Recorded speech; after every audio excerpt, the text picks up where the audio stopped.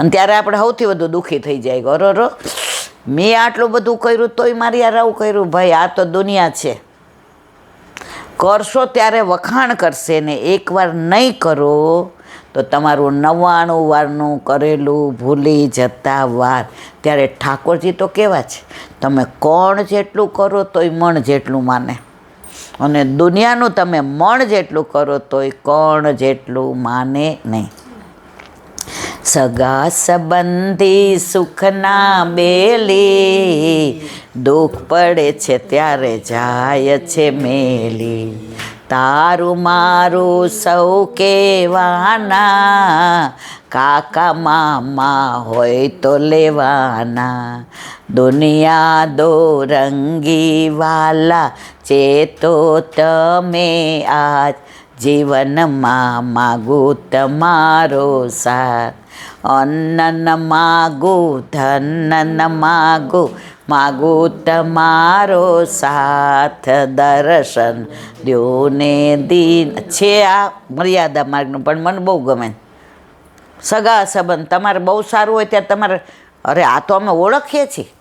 મારી બેનના સસરા છે ને એના હગામાં થાય છે, અને જ્યારે કાંઈ ન હોય ને અમારે દૂર ના થાય છે બોલાવા જેવા. બસ પતી ગયું.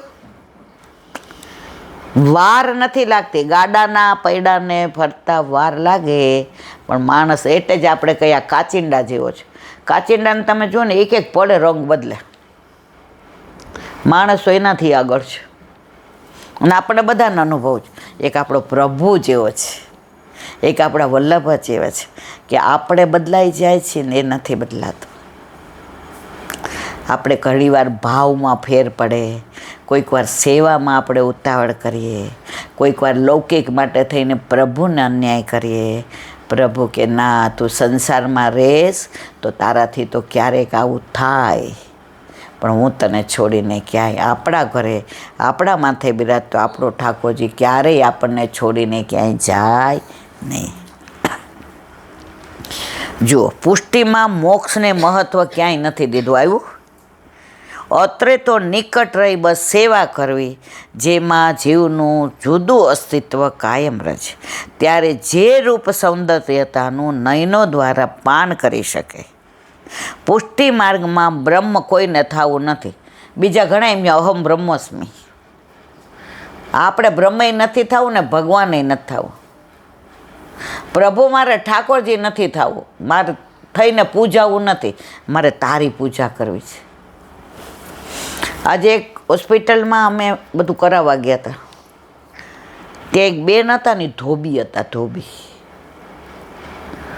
અને ગળામાં કંઠી. એટલે મારા ગળામાંય કંઠી. મને કે આંટી તમે વૈષ્ણવ છો? મેં કીધું તો મને કે અમે વૈષ્ણવ છે, પણ મારું એ કે બધું ત્યાં છે સૌરાષ્ટ્રમાં, ગામનું નામ ન દેવાય. તો મેં તું બેટા તું એકલી આવ્યા છે? મને કે હા, મારા છોકરાને ભણાવવા, અને મેં આ કોર્સ કર્યો છે, હું ભણી છું, એટલે આ હોસ્પિટલમાં મને નોકરી મળી છે. કે સવારે અહીંયા 4 વાગે આવવાનું હોય ને તો મારા ઠાકોરજીની સેવા કરીને આવું.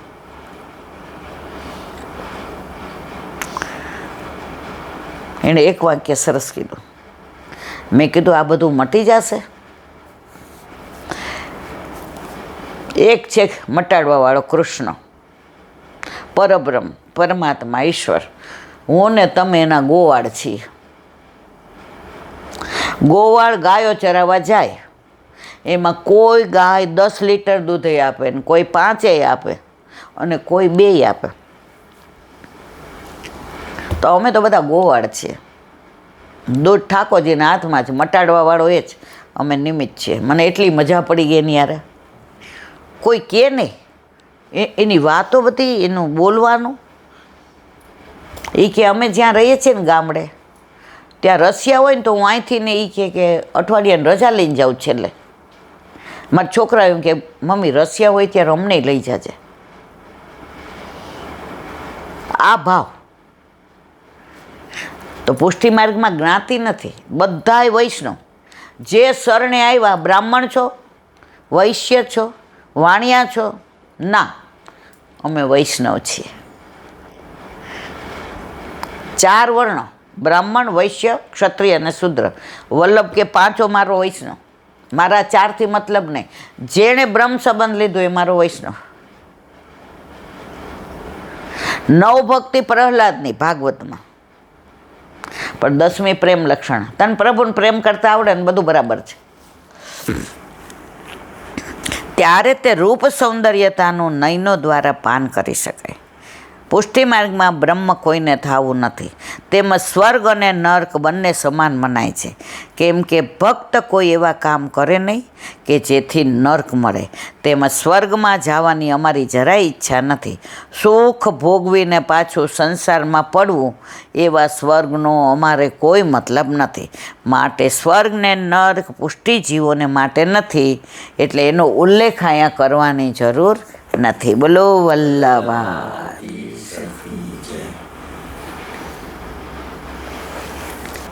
શ્રી વલ્લભાથી સુબોધિનીજીનું પાન વલ્લભ કરાવે તો થાય, અને સ્પર્શ કરવો આપણા બસની વાત નથી.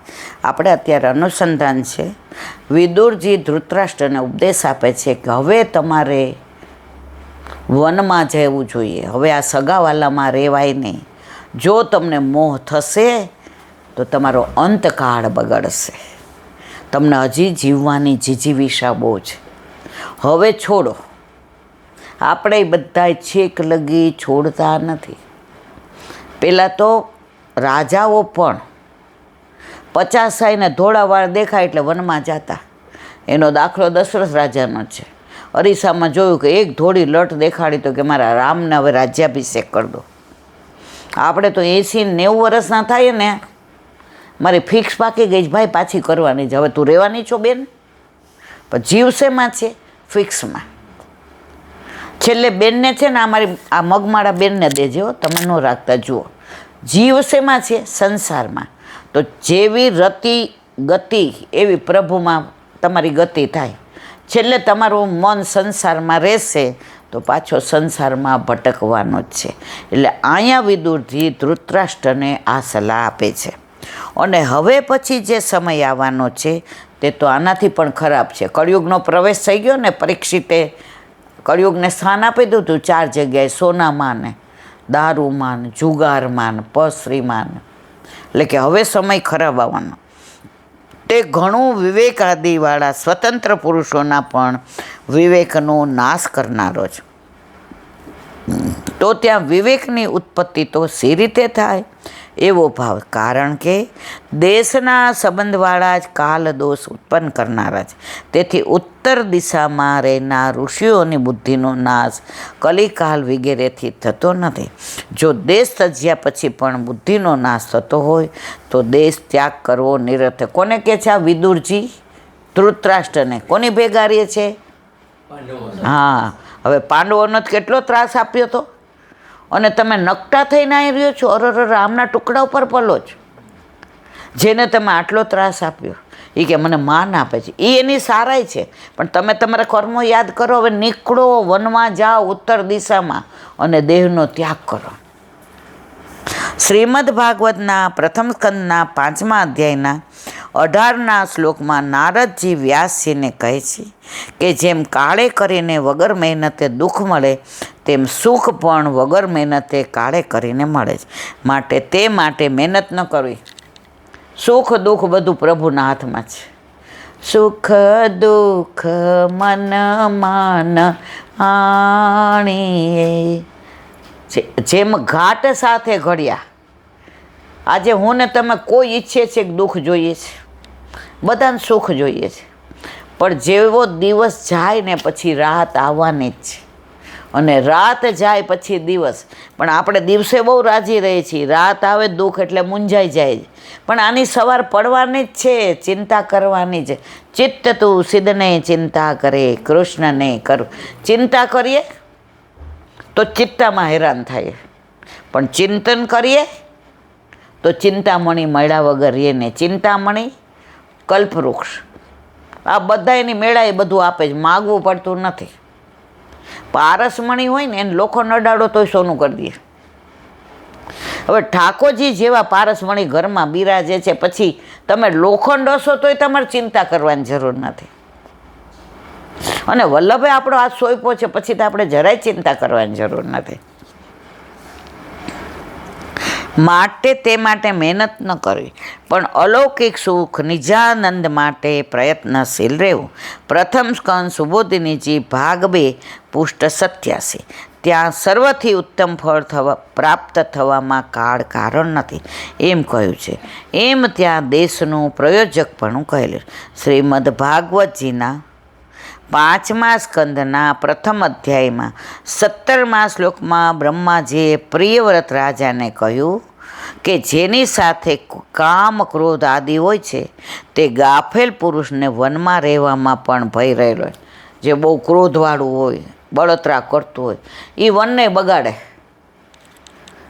માણસ બધું છોડી શકે. આપણે શું કહીએ, કોઈ બહુ ગરમ થાય તો પ્રાણ ને પ્રકૃતિ હારે જાય. એ તમે ગમે એટલું કરો, હા, પણ તમે પુષ્ટિ માર્ગમાં આવ્યા, ઠાકોરજી ઘરમાં બિરાજે છે, સત્સંગ થાય છે, તો તમારો સ્વભાવ યમુનાજી ફેર કર્યા વિના નહીં રહે. યમુનાષ્ટકમાં આવે છે મુકુંદ રતિ વર્ધની. મુકુંદ ભગવાનનો સ્વભાવ મોક્ષ આપવાવાળો હતો. યમુનાજી કે એ ન હાલે, આપણે મોક્ષ નહીં, તમારે ભક્તિ આપવાની. તો મુકુંદ ભગવાનનો સ્વભાવ મુક્તિને બદલે ભક્તિ આપવાવાળો કરી દીધો. તો યમુનાજી ભગવાનને પણ આવા કરે તો આપણે ચિંતા કરવાની જરૂર છે. આપણો સ્વભાવ યમુનાજી સુધારે. આપણે કોના છે? આપણે કાંઈ ખોટું કરીએ તો યમુનાજીને ખરાબ લાગે કે મારો જીવ થઈને આવું કરે છે. આજે આપણો દીકરો ક્યાંક દારૂ પીતો હોય ને તો આપણે ફાટી પડીએ, અરર.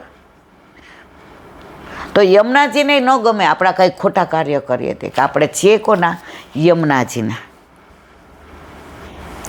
તે ગાફેલ પુરુષને વનમાં રહેવામાં પણ ભય રહેલો છે. ત્યાં તો ઈશ્વરની ઈચ્છા જ નિયામક છે એમ કહ્યું. તેથી ત્યાં કાલ અને દેશ સિદ્ધ કરી શકતા નહીં એટલું જ માત્ર કહેલ છે. અને અહીં તો કાળ અને દેશનું બાધકપણું છે. તેથી અહીં માત્ર ત્યાગ કરીને, કોને કહે? ધૃતરાષ્ટ્રને. હવે અહીંયા નો રેવાય, કળિયુગ આવ્યો. પ્રભુ તો લીલાધામમાં પધારી ગયા, સ્વધામ બિરાઈ જા. પ્રભુ પધારી ગયા પછી કાળને તમને કોળીઓ કરતાં વાર નહીં લાગે. હવે છોડો ને વનમાં જાઓ, તપ કરો અને દેહનો ત્યાગ કરો. તો તમારો જે આ બધા કર્યા છે ને હેરાન કરવાના ધંધા, એ તમને ભગવાન મોક્ષ આપશે. જો એ મર્યાદા માર્ગી એટલે મોક્ષની વાત કરે છે, ભક્તિની નથી કરતા. આપણને ભક્તિની જ કરે. તેથી અહીં માત્ર ત્યાગ કરીને જવાનું કહ્યું. તેમાં ઉપરના વાક્યોનો વિરોધ આવતો નથી. માટે હમણાં જ આ સ્થાન છોડીને ઉત્તર દેશમાં જવું એમ સિદ્ધ થયું. સર્વ વાક્યોમાં વિદુરજીએ ક્રિયાપદમાં પરમ પુરુષનું એક વચન આપ્યું છે. તે ધૃતરાષ્ટ્રની હીનતા બતાવે છે. હવે આગળનો ધૃતરાષ્ટ્રનો ગૃહ ત્યાગ કાલે. બોલો વલ્લભા શ્રી. અને મારા ગુરુદેવને દંડવત પ્રણામ કરું છું. चंद्र सरोवर पे सूरदास जी के द्वार पे मेरा दंडवत प्रणाम. सुरभि कुंड पे परमानंद दास जी के द्वार पे मेरा दंडवत प्रणाम. जमुनावता पे संकर्षण कुंड पे कुंभन दास जी के द्वार पे मेरा दंडवत प्रणाम. बिरछू कुंड पे कृष्णदास जी के द्वार पे मेरा दंडवत प्रणाम. कदम खंडी पे गोविंद स्वामी के द्वार पे मेरा दंडवत प्रणाम. अप्सरा कुंड पे चित्त स्वामी के द्वार पे मेरा दंडवत प्रणाम. मानसी गंगा पे नंददास जी के द्वार पे मेरा दंडवत प्रणाम. रुद्र कुंड पे चतुर्बुद्ध दास जी के द्वार पे मेरा दंडवत प्रणाम. વ્રજ વિલાસ વ્રજની ગોપિકાઓને મારા દંડવત પ્રણામ. હે વલ્લભ, સવારથી અત્યાર સુધી સેવા સ્મરણ સત્સંગ જે પણ તે કરાવ્યું તે તારા ચરણારવિંદમાં સમર્પણ કરું છું. ભૂલ અપરાધ થઈ હોય તો ક્ષમા કરશો. બોલો વલ્લભાધીશ કી જય. દ્રઢ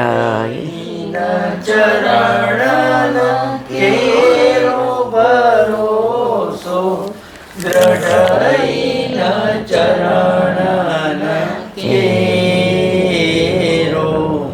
શ્રી વલ્લભ નખ ચંદ્ર ચટા सब जुग माया अंधेरो भरोसो दृढ़ई न चरण केरो साधन और नहीं कली में चासो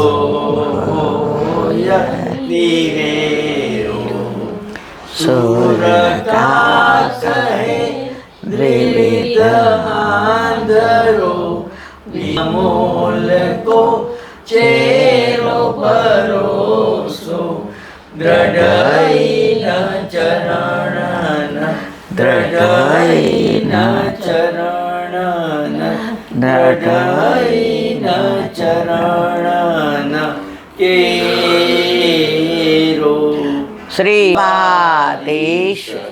આજનો આ સત્સંગ મારા વલ્લભના ચરણારવિંદમાં સમર્પણ કરું છું. ભૂલ અપરાધ થઈ હોય તો ક્ષમા કરશો. આ મારા વલ્લભની વાણી અને ભૂલો એ મારી. બોલો વલ્લભાદેશ. બધાય વૈષ્ણવને જાજા કરીને જય શ્રી કૃષ્ણ.